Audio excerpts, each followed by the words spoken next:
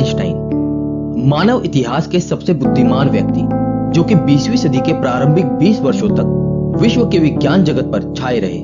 उन्होंने अपनी खोजों के आधार पर अंतरिक्ष, समय और गुरुत्वाकर्षण के सिद्धांत दिए। दोस्तों, वो इतने महान और लोकप्रिय इंसान थे कि जब भी वो बाहर घूमने निकलते तो लोग उन्हें सड़क पर रोककर उनके दिए गए सिद्धांत की व्याख्या पूछने लगते, जिसके चलते उन्होंने इस निरंतर पूछताछ से बचने का एक तरीका निकाला, जिसमें वो उन सब लोगों से कहते कि माफ कीजिए, मुझे लोग अक्सर प्रोफेसर आइंस्टाइन समझ लेते हैं, पर वो मैं नहीं हूँ। दोस्तों, वो हमेशा कहते थे कि मेरे अंदर कोई खास गुण नहीं है, मैं तो केवल एक ऐसा व्यक्ति हूँ जिसमें जिज्ञासा कूट कूट कर भरी हुई है। लेकिन दोस्तों, आपको जानकर हैरानी होगी कि एल्बर्ट आइंस्टाइन हमेशा से इतने बुद्धिमान नहीं थे, बल्कि उनके बचपन में तो पढ़ाई में बहुत कमजोर होने की वजह से उनको मंदबुद्धि भी कहा जाने लगा था। है ना यह कितनी हैरान कर देने वाली बात? लेकिन ये तो कुछ भी नहीं है, क्योंकि इसके अलावा भी बहुत ही ऐसी बातें हैं जिन्हें जानकर आप आश्चर्य से भर जाओगे। तो अगर आप सच में जानना चाहते हो कि कैसे एल्बर्ट आइंस्टाइन एक मंदबुद्धि बालक से सदी के सबसे जीनियस वैज्ञानिक बने, तो इस वीडियो को आखिर तक देखिए। नमस्कार दोस्तों, मेरा नाम है ध्रुव और आप देख रहे हैं दी ऑसम वर्ल्ड। दोस्तों, अगर आपने अभी तक इस चैनल को सब्सक्राइब नहीं किया है तो इसे सब्सक्राइब कर लीजिए और इसके साथ वाले बेल आइकन पर क्लिक जरूर कीजिए। दोस्तों, एल्बर्ट आइंस्टाइन का जन्म 14 मार्च सन 1879 को जर्मनी के एक यहूदी परिवार में हुआ था। उनके पिता का नाम हरमन आइंस्टाइन और माँ का नाम पोलिन आइंस्टाइन था। और दोस्तों, जब वो पैदा हुए थे तो उनके अंदर एक ऐसी अनोखी चीज थी जो उनको किसी भी और सामान्य बच्चे से अलग बनाती थी, क्योंकि उनका सिर किसी भी सामान्य बच्चे से कहीं ज्यादा बड़ा था। और जैसे जैसे वो थोड़े बड़े होने लगे तो उनको शुरू में बोलने में भी कठिनाई होती थी और लगभग 4 साल की उम्र तक एल्बर्ट आइंस्टाइन कुछ भी नहीं बोल पाए। मगर एक दिन जब वो अपने माता पिता के साथ रात के खाने पर बैठे थे तो उन्होंने अपनी 4 साल की चुप्पी तोड़ते हुए कहा, सूप बहुत गर्म है। अपने बेटे के इस तरह एकदम बोलने से आइंस्टाइन के माता पिता हैरान रह गए और बहुत खुश हुए। दोस्तों, बचपन में आइंस्टाइन को अपने उम्र के बच्चों के साथ खेलना बिल्कुल पसंद नहीं था और उन्होंने अपनी ही एक अलग दुनिया बना रखी थी, क्योंकि वो हमेशा पेड़ पौधों और इस ब्रह्मांड के बारे में सोचते रहते थे। उनके मन में हमेशा यह बात रहती थी कि आखिर ये दुनिया कैसे चलती है। दोस्तों, आइंस्टाइन के मन के अंदर विज्ञान के प्रति रुचि तब पैदा हुई जब उनकी उम्र 5 साल की थी और उनके पिता ने उन्हें एक मैग्नेटिक कंपास लाकर दिया था, जिसे देखकर आइंस्टाइन बहुत खुश हुए। लेकिन जब उस मैग्नेटिक कंपास की सुई हमेशा उत्तर दिशा की तरफ रहती तो उनके दिमाग में हमेशा ये सवाल आते थे कि ऐसा कैसे और क्यों होता है। दोस्तों, अपनी बोलने में होने वाली कठिनाई के कारण उन्होंने स्कूल जाना बहुत बाद में शुरू किया और आपको जानकर हैरानी होगी कि उन्हें स्कूल एक जेल की तरह लगता था, क्योंकि उनके अध्यापकों द्वारा पढ़ाई गई चीजें आधी अधूरी होती थी। वो समझने से ज्यादा किताबी ज्ञान को रटना सिखाते थे और इसीलिए वो अपने अध्यापकों से अजीब अजीब से सवाल पूछा करते थे, जिसकी वजह से आइंस्टाइन को अध्यापकों ने मंदबुद्धि भी कहना शुरू कर दिया था। और दोस्तों, बार बार मंदबुद्धि कहे जाने के कारण आइंस्टाइन को ये एहसास होने लगा कि उनकी बुद्धि अभी तक विकसित नहीं हुई है और इसीलिए एक बार उन्होंने अपने अध्यापक से पूछा कि मैं अपनी बुद्धि का विकास कैसे कर सकता हूँ। और इस सवाल पर अध्यापक ने एक लाइन में कहा, अभ्यास ही सफलता का मूल मंत्र है। दोस्तों, आइंस्टाइन के अध्यापक की ये बात उनके मन में घर कर गई और उस दिन से उन्होंने ये दृढ़ निश्चय कर लिया कि वो एक दिन सबसे आगे बढ़कर दिखाएंगे। और उस दिन के बाद आगे बढ़ने की चाह हमेशा उन पर हावी रहती थी। अगर पढ़ने में मन नहीं लगता था फिर भी वो किताब हाथ से नहीं छोड़ते थे। वो हमेशा अपने मन को समझाते और वापस पढ़ने लगते। और दोस्तों, कुछ ही समय में उनके अभ्यास का सकारात्मक परिणाम दिखाई देने लगा, जिसे देखकर उनके अध्यापक भी इस विकास से दंग रह गए और आगे चलकर उन्होंने अध्ययन के लिए गणित जैसे जटिल विषय को चुना। लेकिन दोस्तों, आर्थिक स्थिति कमजोर होने की वजह से उनकी आगे की पढ़ाई में थोड़ी समस्या हुई। दोस्तों, वो शौक और मौज पर एक पैसा भी खर्च नहीं करते थे। चलिए मैं आपको इस बात से जुड़ा एक बहुत मशहूर किस्सा उनके बारे में सुनाता हूँ। एक दिन की बात है जब बहुत तेज बारिश हो रही थी और एल्बर्ट आइंस्टाइन अपनी हैट को बगल में दबाए जल्दी जल्दी घर जा रहे थे और छाता ना होने के कारण वो भीग भी गए थे। तभी उन्हें रास्ते में एक सज्जन मिले, जिसने उनसे पूछा कि भाई, तेज बारिश हो रही है, हैट से सिर को ढकने के बजाय तुम उसे कोट में दबाकर चले जा रहे हो, क्या तुम्हारा सर भीग नहीं रहा है? दोस्तों, इस बात पर आइंस्टाइन ने कहा, भीग तो रहा है परंतु बाद में सूख जाएगा, लेकिन हैट गीला हुआ तो खराब हो जाएगा, और नया हैट खरीदने के लिए ना तो मेरे पास पैसे हैं और ना ही समय। दोस्तों, अपने कठिन परिश्रम और अभ्यास की मदद से आइंस्टाइन ने गणित और भौतिक विज्ञान में महारत हासिल कर ली। और दोस्तों, शिक्षा को लेकर उनका विचार था कि शिक्षा वो है जो आपको तब भी याद रहे जब आप सब कुछ भूल गए हो जो आपको याद था। और समय के साथ साथ वो इतने बुद्धिमान हो गए कि उन्होंने बहुत सारी अद्भुत खोज की। आज की दुनिया उनको थ्योरी ऑफ रिलेटिविटी यानी सापेक्षता के सिद्धांत और द्रव्यमान ऊर्जा समीकरण E=mc² के लिए जानती है।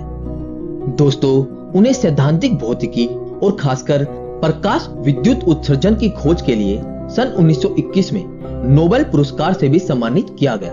और सन 1952 में अमेरिका ने आइंस्टाइन को इजराइल का राष्ट्रपति बनने की पेशकश की, परंतु आइंस्टाइन ने उनका प्रस्ताव ये कहकर ठुकरा दिया कि वह राजनीति के लिए नहीं बने हैं। दोस्तों, उन्होंने दिखा दिया कि एक मंदबुद्धि लड़का भी अपनी मेहनत, लगन और परिश्रम के बल पर संसार में कुछ भी कर सकता है। दोस्तों, एल्बर्ट आइंस्टाइन इतने बुद्धिमान थे कि वो अपने माइंड में ही पूरी रिसर्च को सोचकर पूरा प्लान कर लेते थे, जो उनके लैब के प्रयोग से ज्यादा सटीक होता था।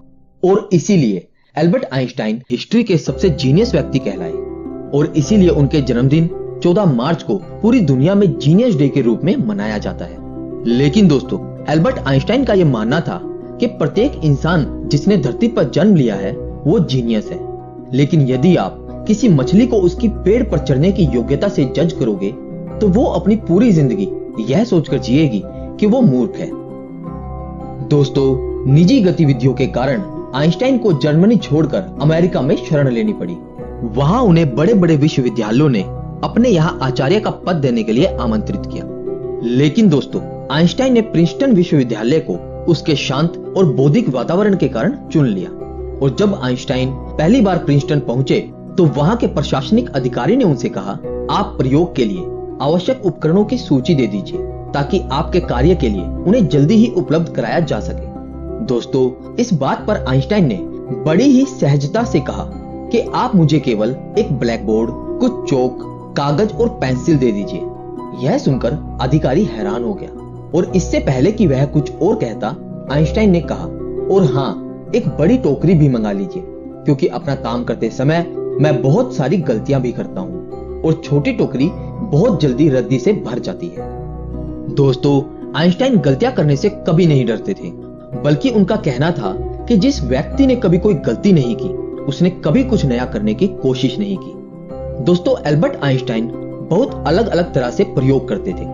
उनके प्रयोग करने का हर तरीका एक दूसरे से बहुत अलग होता था, क्योंकि वो कहते थे कि सबसे बड़ा पागलपन है एक ही चीज को बार बार करना और हमेशा अलग परिणाम की आशा करना। दोस्तों, अभी तक मैंने आपको एल्बर्ट आइंस्टाइन के बारे में वो सब बातें बताई जिससे पता चलता है कि वो कितने महान वैज्ञानिक थे। लेकिन दोस्तों, अब जो मैं आपको बताने जा रहा हूँ उसको सुन के आप चौंक जाएंगे, क्योंकि हमारे जीनियस नंबर 1 की याददाश्त कुछ खास अच्छी नहीं थी।